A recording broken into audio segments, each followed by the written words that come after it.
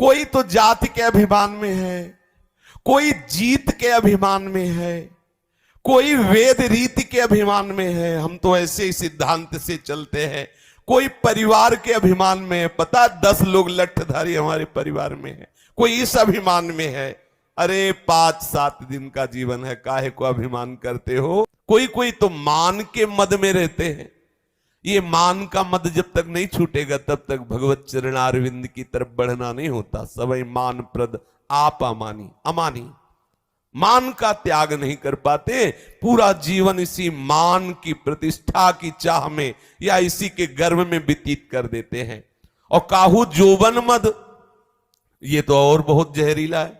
थोड़ी देर के लिए तो जवानी मिलती है, और ये जवानी जो है आंधी है। आंधी जैसे धूल भरी आंधी आवे ना, तो कोई बिरले संभल पाता है, नहीं तो फिर उसके नेत्र काम नहीं करते।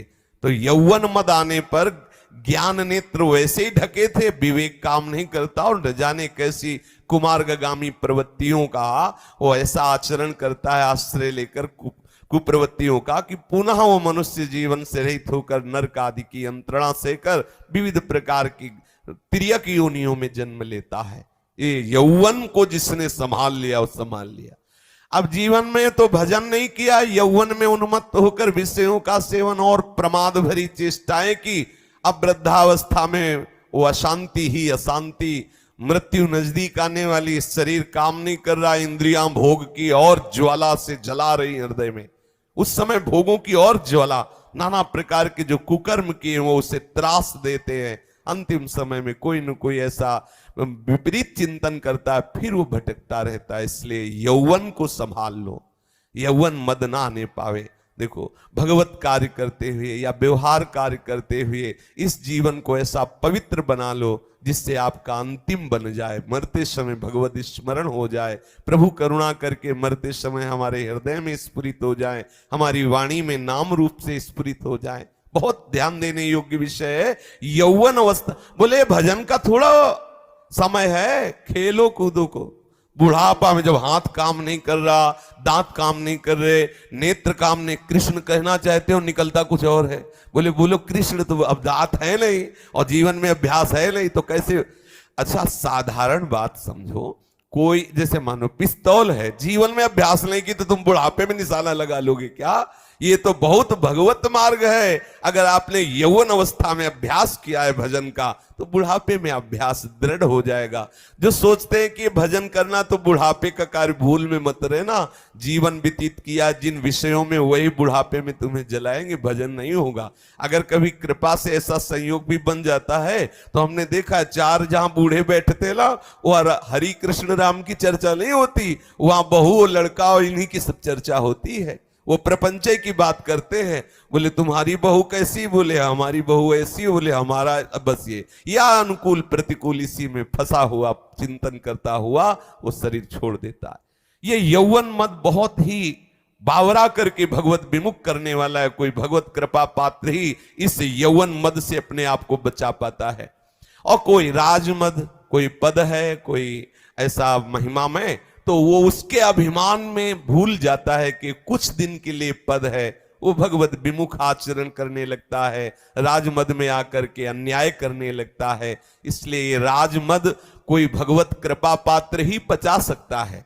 ऐसे हैं, अब भी हैं, जो भगवत चरणारविंद के आश्रित है, धर्म पूर्वक राज पद का संचालन करते हैं, तो सबका आशीर्वाद उन्हें प्राप्त होता है। और वो राज पद में होते हुए भी अंततो गत्वा भगवत प्राप्ति के योग्य हो जाते हैं। क्योंकि जैसे हम जिस राजा के राज्य में रहकर भजन करते हैं, वो हमारे भजन का हिस्सा उस राजा के पास जाता है। यदि वो धर्म पूर्वक चलता है, वो चाहे जिस राज पद में हो, धर्म पूर्वक चलता है, न्याय पूर्वक प्रजा का पालन करता है, तो जितने भी सत्कर्म हैं, उन सत्कर्म का हिस्सा उसको मिलता है। क्योंकि उसके प्रताप से ही हम सुरक्षित होकर भजन कर पा रहे हैं, साधन कर पा रहे हैं। लेकिन जो राजमद से युक्त हो जाता है, अहंकार से, वो अन्याय आचरण करने में हिचकता नहीं, क्योंकि उसको गर्व होता मैं अमुक पदाधिकारी हूं। फिर उसकी दुर्गति हो जाती, क्योंकि असत आचरण उसको गिराते चले जाते हैं। और किसी किसी को तो झूठी बात बनाने का अहंकार होता है। अब बोले पता है अभी देखना 5 मिनट में इसको हम बेवकूफ बना के सपना। अरे तुम बेवकूफ बन रहे हो। सच्चिदानंद प्रभु का नाम छोड़कर, प्रभु का आश्रय छोड़कर कितना रुपया बेईमानी से ले लोगे, कितना छल कपट से ले लोगे, कितना झूठी बात बना करके तुम विषय ले लोगे। और प्रभु कृपा करेंगे तो तुम्हारे हृदय में अद्भुत आनंद, अद्भुत सुख, जो महान महिमा में प्रतिक्षण बढ़ेगा, कभी नष्ट नहीं होगा। क्यों झूठी बात में फंसते हो? सत्य सच्चिदानंद प्रभु की चर्चा करो, सत्य सच्चिदानंद प्रभु का नाम स्मरण करो। किसी को गुण का अभिमान होता है और किसी को गाने बजाने का भी अभिमान होता है। अब वो भगवत चर्चा नहीं, भगवत यश नहीं हो, ऐसे ही गान कर रहे हो, बहुत तुम्हें सारे गामा पधनी, बहुत तुम्हें आ, तो उसे क्या क्या मालत अपलो भाग, राग करत अनुराग बिलु।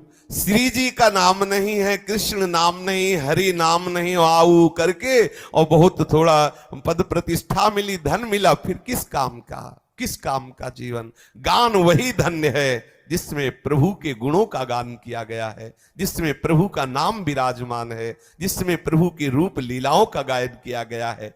कोई गान के मद में रहता है कि हम बहुत उत्तम कलाकार हैं, बहुत बढ़िया गा लेते हैं, और कोई कोई योग के भी मद में रहते, मैं बहुत योगी हूं। लेकिन यदि हरि स्मरण का योग प्राप्त नहीं हुआ तो किस काम का योग? तेषाम सतत युक्तानाम भजताम प्रीति पूर्वकम, ये योग है, ये वास्तविक योग है। प्रेम पूर्वक अपने प्रभु का स्मरण हो रहा है। नहीं तो कई कई घंटे पद्मासन में बैठे, कई कई घंटे सब ये करके थोड़ी बड़ी सिद्धियां प्राप्त हुई, लोक व्यवहार बढ़ा, लोक मान्यताएं बढ़ी, लोक की वस्तुएं मिल गई, लेकिन भगवत प्रीति नहीं मिली। ऐसे ऐसे योगी हैं, चर्चा होती है घंटों, लेकिन कहीं एक बार भी हरि नाम नहीं आया, कहीं एक बार भी कृष्ण नाम नहीं आया, कहीं एक बार भी भगवत लीला का, भगवत रूप की बात। वो किस काम का योग? वो योग तो कुयोग ही हुआ ना, वो तो लोक मात्र की सिद्धि हुई, लोकनाथ प्रभु को तो नहीं रिझा पाए ना, तो वो योग मद किस काम का? बोले कोई कोई ध्यान मद में होते हैं। एक उपासक के दर्शन हुए थे, उनसे जब वार्ता हुई तो उन्होंने कहा हम तो ध्यान करते हैं। तो क्या ध्यान करते हो? प्रभु के नाम का, प्रभु के रूप का। बोले ज्योति का ध्यान करते हैं। क्या आज तक आपको ध्यान में आया? बोले जब आंख मूंदते हैं तो ऐसे ज्योति दिखाई देती। कैसी ज्योति? बोले जैसे दीपक की लौ, ऐसी ज्योति। तो इतने के लिए प्रयास क्या कर रहा है? इधर देखो भगवान सूर्य चमक रहे, एक बार देख लो कितने सुंदर चमक रहे हैं। भगवान श्री कृष्ण चंद्र के एक अंश से प्रकाशित है सूर्य। जिनके भय से सूर्य प्रकाशित होता है, जिनके भय से मृत्यु भयभीत होती है, जिनके भय से वायु प्रवाहित होती है, ऐसे महामहिमा में प्रभु के सांवले चरणारविंद का, प्यारी जी के गोरे चरणारविंद का ध्यान नहीं हुआ तो ये ध्यान मद किस काम का? दीपक की लौ चाहे जाहे की लौ, उससे क्या होना है लौ से? अरे ऐसे देखो जिनके श्री चरणों का तेज शास्त्र कोटि सूर्य संप्रभा, सहस्त्रों सूर्यों के तेज को भी फीका कर देने वाली, जिनकी नख की कांति है, ऐसे श्री कृष्ण के चरणों का ध्यान करो। लेकिन वो ध्यान मद है कि हम तो ध्यानस्थ रहते हैं। तो बोले ध्यान मद, और किसी को तो दान का मद है। हाँ, हम इतने कंबल दान किए, इतने ये दान किए, इतने, ये भी बहुत घातक है। अहंकार भरा रहता है कि हम तो दानी हैं और ऐसा दान करते हैं। लेकिन सच्ची बात है, सबसे बड़े दानी वही भूरिदा जना। श्रीमद् भागवत में वर्णन आया है, गोपी जन कह भूरिदा जना, जो आपकी चर्चा करते हैं, आपकी लीला कथा गायन करते हैं, सबसे बड़े दानी है। अगर आपको वास्तविक दान का लाभ लेना है तो नाम उच्चारण किया जोर से, बोले राधे श्याम। तो जितनी गूंज होगी राधे श्याम नाम की, उतना बहुत लाभ आपको मिलेगा। ये प्रकृति आशीर्वाद देगी आपको, लताएं आशीर्वाद देंगी। जो जितने भी जीव हैं जिनके कान में नाम पड़ेगा, वो सब आपको आंतरिक भाव से आशीर्वाद देंगे। भले वो आपको अभी नहीं समझ में आ रहा, लेकिन सब आपको आशीर्वाद देंगे। सबसे बड़ा दान यही, आप खूब जोर से नाम कीर्तन करें। बड़ी महिमा नाम कीर्तन की, बड़ी महिमा। आप जोर से बोले राधा, तो जितने के कान में पड़ेगा, सच्ची मानी हम कैसे बताएं, वो लाभ मिलेगा जो आप सोच भी नहीं सकते। हजारों वर्ष की तपस्या से जो लाभ नहीं, वो 10 मिनट के नाम कीर्तन से आपको मिलेगा। जोर जो उच्च स्वर स्तंभद सर्वदैव, पर ऐसा नाम कीर्तन नहीं कि 2 नाम कीर्तन कर रहे हैं, 50 लोग बैठे हैं और ऐसे बैठे हैं जैसे मातम मनाने आए हो। हाँ, अरे नाम कीर्तन है, उच्च स्वर स्तंभद सर्वदैव, चेहरा लाल हो जाए, गले की नसें फूल जाए, रोम रोम पुलकित हो जाए, हरि नाम कृष्ण नाम किशोरी जी के नाम ले। वो ऐसे बैठे हुए मरे हुए ऐसे ऐसे जैसे कोई बहुत शोक सभा हो, बस चुपचाप सब जैसे शोक सभा में कहते हैं कि आप 2 मिनट सब उनकी आत्मा की शांति के लिए मौन धारण, तो ऐसे कीर्तन में ऐसा मत कीजिए। कीर्तन में खूब उच्च स्वर से नाम कीर्तन कीजिए, उससे आपके हृदय में जो आह्लाद होगा, जो आपको ये प्रकृति के चराचर जीव आशीर्वाद देंगे, सच्ची मानिए इससे बड़ा कोई दान नहीं। हाँ, कोई बीमार है, आप कर्तव्य पालन करते हुए उसको औषधि दीजिए, कोई भूखा है भोजन, लेकिन गर्व मत कीजिए कि मैं बहुत बड़ा दानी हूं। क्या आपके पास है जो दान कर सकते हो? जो है हमारे गोविंद का दिया हुआ है, तुदीयम वस्तु गोविंदम तुभ्यमेव समर्पय। कोई ऐसे हैं जो दान के अभिमान में होते और कोई स्नान के अभिमान में होते हैं। ऐसा होता है, बोले हम कार्तिक भर यमुना नहाया, इसके बाद बोले कार्तिक भर तो क्या किया है? यमुना जी में जाकर के यदि आप दैन्य भाव से प्रणाम करके भजन नहीं किए तो शरीर का ऐसे ही घर्षण ही तो किया है जाकर के वहां। कोई ऐसा तो नहीं कि इत्र आप जाके यमुना जी को दिया तो बहुत बड़ा लाभ किए। या बोले हम सुबह 3 बजे नहा लेते हो, नहाने के बाद क्या करते हो? भगवत चिंतन कितना होता है, भगवत स्मरण। किसी किसी को नहाने का गर्व होता है। बोले तुम्हें पता है 3 बजे गंगा नहाते हैं जाके, कितने ऐसे तो उसका गर्व अंदर रखते हैं कि मैं स्नान। और किसी किसी को अपने शरीर रूप का गर्व होता है। हाँ, दिन में 100 बार शीशा देखे, कैसे एक एक बाल संभालना एकदम बिल्कुल वो क्या ये रूप क्या मिट्टी में मिल जाएगा, चाहे जितना लाली लिपस्टिक पाउडर लगाओ, ये जलेगा, नष्ट होगा शरीर, ये नष्ट होगा। उचित ठीक है, धर्म की रक्षा के लिए आप अपना श्रृंगार करें लोक व्यवहार में, लेकिन गर्व ना करें रूप का महत्व न रखें। अगर रूप का महत्व रखना है तो प्यारी जी के रूप का महत्व देखो। माई सुंदरता की सिवा प्यारे जी के रूप का, अपने इस पांच भौतिक इस शरीर के रूप का। अगर यहाँ के दांत टूट जाए, फिर ये दाढ़े निकल जाए, फिर देखो ऐसे गाल चपक, क्या होगा रूप? 10 दिन के लिए अगर हमारा पेट बिगड़ जाए, फिर रूप देखो, आंखें धस गई है, नाक पिचक रही है, गाल पिचक, क्या रूप? बोले बहुत सुंदर लग रहा है, थोड़ी देर के लिए सुंदर लग रहा है, इस रूप में मत फंसो।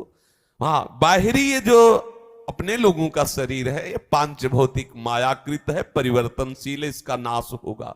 वास्तविक रूप का आनंद लेना है तो जुगल रूप की तरफ बढ़ो। रूप के समुद्र है हमारे प्यारी जू और प्यारे जू। कोई तो जाति के अभिमान में है, कोई जीत के अभिमान में है, कोई वेद रीति के अभिमान में है, हम तो ऐसे ही सिद्धांत से चलते हैं। कोई परिवार के अभिमान में है, पता 10 लोग लठधारी हमारे परिवार में है, कोई इस अभिमान में है। अरे 5-7 दिन का जीवन है, काहे को अभिमान करते हो? सरस देव जी महाराज कह रहे हैं, मैं तो मोहन मोहिनी जू के गर्भ में हूं, मोहन मोहिनी जू के, श्यामा श्याम के गर्भ में हूं। ये है वास्तविक गर्भ, हमसे श्यामा जू के बल अभिमानी। सदा मन मोहन मोहिनी जू के मद मात्यो, सरस सुसार सुखरासि पायो, बाकी कुंज घात को। मैं तो सदा मनमोहन मोहिनी जू के अभिमान में रहता हूं। हमारी श्यामा श्याम की जोड़ी हमारे प्राण धन है, हमारे जीवन धन है, हमारा सर्वस्व, हमारा मान है प्यारी जू, हमारा प्राण है प्यारी जू, हमारा जीवन है प्यारी जू। ये जुगल जोड़ी सर्वस्व है। तो श्री स्वामी हरिदास जी महाराज कह रहे हैं कि ये जो माया मद गुण मद जोवन मद भूल्यो नगर विवाद, कहे श्री हरिदास लोह चरपट भयो, काहे की लगे फिराद। ये जो तुम माया मद में, गुणों के मद में, यौवन के मद में, ये संसार के वाद विवाद में तुम फंसे हुए हो, अपना जीवन क्यों नष्ट कर रहे हो? स्वामी हरिदास जी महाराज कह रहे हैं कि अगर आपको लगता है कि मैं बहुत बार भगवान को पुकार के देखा, अगर भगवान होता तो आ जाता, तो बोले तुम्हारी फरियाद में मिश्रित है कपट। क्या मिश्रित है कपट? बोले लोभ। कोई ना कोई तुम कामना करके पुकारते हो, लेकिन प्यार भर कर पुकारो तो अभी उत्तर मिल जाएगा। एक बार जिन नाम ली हित सो होए अति दीन, ताको संग न छाड़ई ध्रुव अपनो कर लीन। प्रभु से तुम्हारी बात क्यों नहीं हो पा रही? क्योंकि टावर नहीं मिल रहे। अगर वो मिल जाए ना, अभी बात हो जाए। ये जो तुम्हारे अंदर वो क्या कहते हैं जो मोबाइल में है, हाँ जो नहीं वो जैसे बात करते हैं तो बोले अभी मिल नहीं रहे है, हाँ वही नेटवर्क, वही नहीं मिल रहे। हाँ आप नंबर तो लगा रहे हो लेकिन नेटवर्क नहीं मिल रहा, इसलिए आपसे बात नहीं तो पक्का बात हो जाए हरि से, पक्का। हरि बात करे, हरि आपके सामने प्रकाशित हो जाएंगे, दैन्यता आ जाए और हरि से प्रियता हो जाए। नाथ अनाथन हित समर्थ मोहन श्री राधा, श्री किशोरी किशोर जो जिसके हैं उसको अब दूसरे की आवश्यकता ही नहीं, क्योंकि सही पूछो तो यही सब रूपों में है। ये बात जिस समय आप जान जाएंगे आप परमानंद में डूब जाएंगे। यही हमारे जीवन का लक्ष्य है, एक क्षण भी प्रभु का हम स्मरण ना छोड़ें। शेष चर्चा आगे। श्री राधा वल्लभ लाल की जय।